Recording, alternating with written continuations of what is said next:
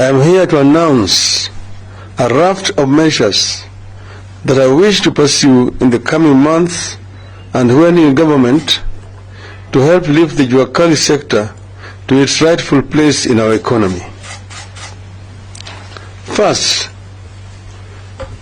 I want to push for the adoption and implementation of the recognition of prior learning policy in Kenya, RPL.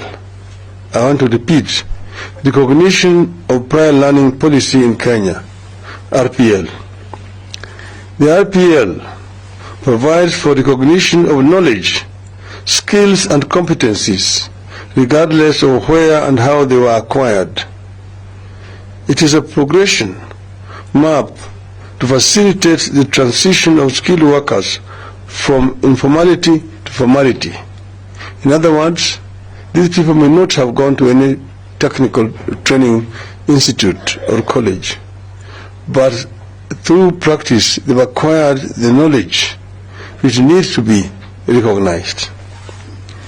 With the RPL, our country and my government will be addressing the needs of millions of Kenyans who flock to work in industrial areas of our various towns, armed with the excellent skills but no certification.